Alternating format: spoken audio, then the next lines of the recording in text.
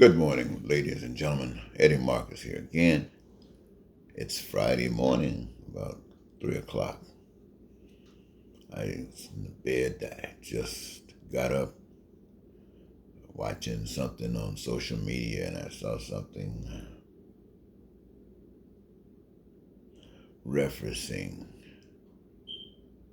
the trying times that we as people are going through at this present time. It had to do with the mother of one of the policemen who were employed with the Capitol during January 6th. And he's dead due to the insurrection. So many other people suffered because of the insurrection, physical suffering. And the nation is crying out to want to know how did this occur. We know that there had been a group of people within the government who had been adhering to everything the leader of the so-called government, the president, everything he did. They gave way to it. They allowed it to happen when it was indicated that he had colluded with Russia just to take care of some business that was important to him and Russia. So they did a quick pro quo. I'm sure his job was to belittle America, tear down its institutions as his give back to Russia for whatever Russia was giving him. And so what is the most important thing to him other than power is money. And it takes money to maintain that power. So we know, we can understand by understanding the experience that we've had with him during that period of time that he's capable of doing almost anything. And that is a very simple thing for him to do. And yet, ladies and gentlemen, the people covered him. The part of the people said, we got to get rid of him. He's a skunk. And the power of the government, not the other people, but the power of the other system of government, just as this power condemned him, the other power saved him. Isn't that amazing? That's the American way, isn't it? One hand washing the other. Today you get what you want. You did your Benghazi investigation. Now it's our turn to do what? To do this investigation relative to our concerns. And you are saying what? No, it doesn't matter to you. Even though the pain and suffering was experienced by so many people, and the people of the country got a right to know. And the mother come to the Senate, those same ones that protected him, not just once from impeachment, but twice from impeachment. And then tried to condemn him publicly to give a facade to the people and turn right back around and start doing what they were always doing. And now the mother, representing all of those who were injured, all of those whose lives have been basically destroyed. She came as a representation before the Senate, before those who would meet with her to say, let us please have an investigation so we can have some closure, so we can know what really happened. Not only that, how to protect ourselves from it happening again. And these senators right now are saying, we don't care. We're not going to have anything. We don't want any clearing. Now, ladies and gentlemen, you might ask, why are they still saying this? Well, consider this. Why? Well, because they haven't stopped. The big lie that was started before the election. It started way before the election. The big lie was set in motion. If I lose, it's because it was stolen. Or the only way I can lose is for it to be stolen. I am the greatest. Big lie, but keep it flowing. Just keep it flowing. Just keep the lie flowing. Keep the lie flowing, no matter what wall it bounces up against. Keep it flowing. Keep the lie flowing. But sooner or later, the people will just accept it. They'll give up and accept the lie because things would have switched around so slowly and gradually until you didn't know it. But now the lie is the truth. My friends, this is what you're dealing with. They said no. The people understand that the big lie still championed across state to state. The voice of that lie is still out there. Still out there. And these guys preventing the other party from doing more benefits to the people. The Democratic Party and its proposals. The Dems, the Republicans are saying no to everything. Why is that? Because they're looking for a return. And they cannot condemn, even for the representation of all of those who suffered during January 6th. Even though they understand how much they had to spend Gaza, how much it had to be. Yet and still, they can find that they perhaps got the authority to prevent any positive progression. This is why the states are going back to what they used to call the Confederate way. They're breaking away from what they feel is no good, and that's the federal way. They'll say, no, we want to run things. Why we want to run things? Because we can do what we want to do. We can hate. We can be racist. We can be bigots. And we don't have to love anybody but ourselves. This is what they're saying to the world. And the world is wondering what is going to be said about it. What has to happen, ladies and gentlemen, is not laws. Nope. Laws are just a piece of paper. You know, it might have held black people down for a long while. And it might have held a bridge so that they could get across, halfway across. But the reality is that if it's in your heart, you got to get it out of there. Or the first opportunity you get for it to come back, it's coming back. So what we need to do is recognize, ladies and gentlemen, that the truth be told, nobody owns anything. No one owns anything but what you got. And you were given that charity, socialism. Your body was given to you. The abilities that it can perform at your command have been given to you by no man, but by a power you can't see. And you don't have to take anything. You can use any excuse you want. But look, the only fear I know you have, the greatest fear you have is dying. You say it's not, but it is. The greatest fear you have is dying. And that's the greatest threat that the enemy has over you. The enemy will kill you, not to threaten you, but to show the rest of the people. The rest of the people. If you go against me, this is what's going to happen to you. They killed Dr. Martin Luther King and Malcolm X to say to all black people and people of color, if you stand up against us in our way, this is what's going to happen to you.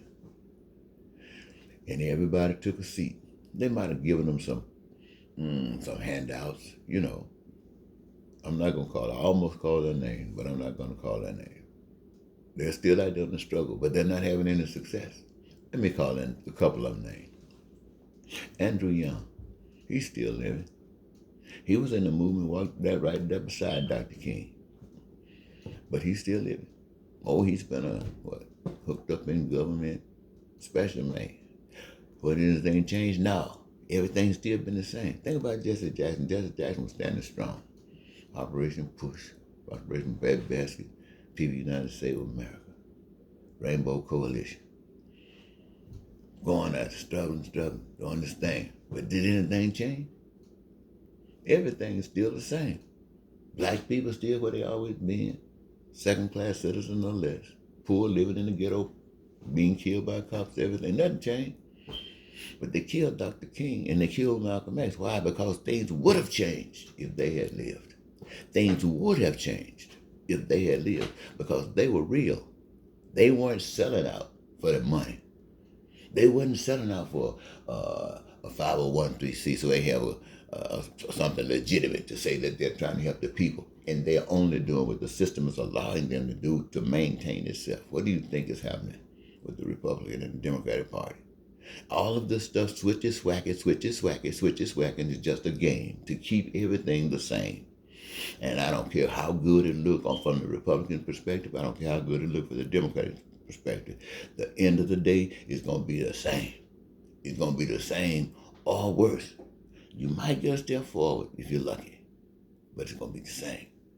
And why? It's because that's what it's designed to do. These things are not going to be designed to wipe itself out. Are you out of your mind?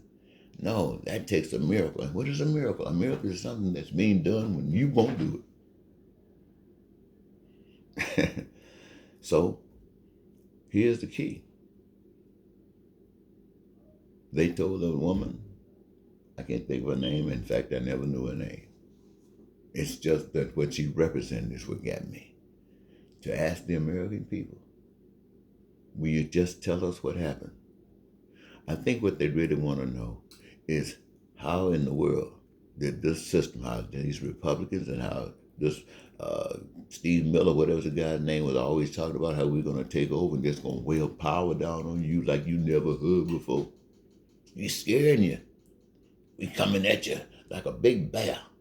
All you Americans, but we coming at you. And started lying before and kept the lie straight through and still trying to lie. Still trying to guide that lie. Democrats trying to, I'm just summarizing, Democrats trying to give some acquiescence. So, no, you're still not coming. You the people, you're the one that suffer.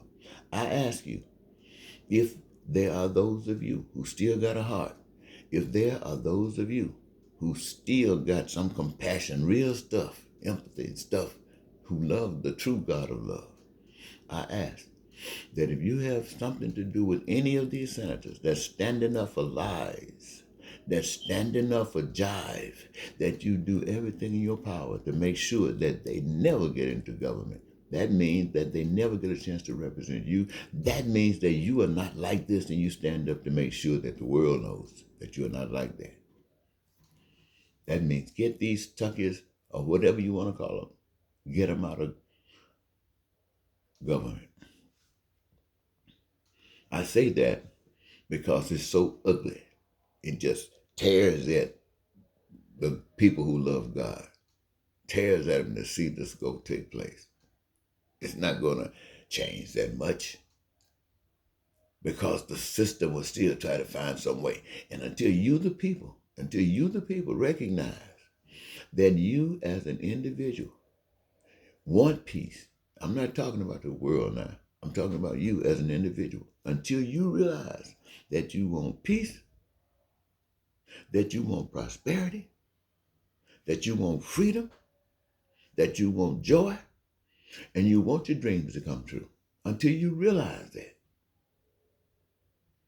And basically that includes having all your needs met as you can identify them, especially those that are relatives about survival, food, clothing, shelter, education, healthcare, and to make sure that these things are evident, guaranteed in your life.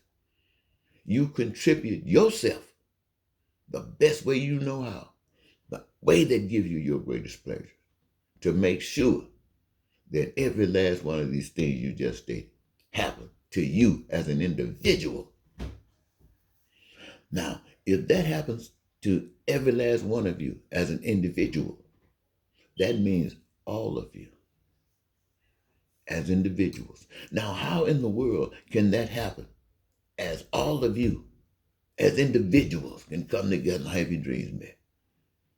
When you realize that you cannot have it done without one another.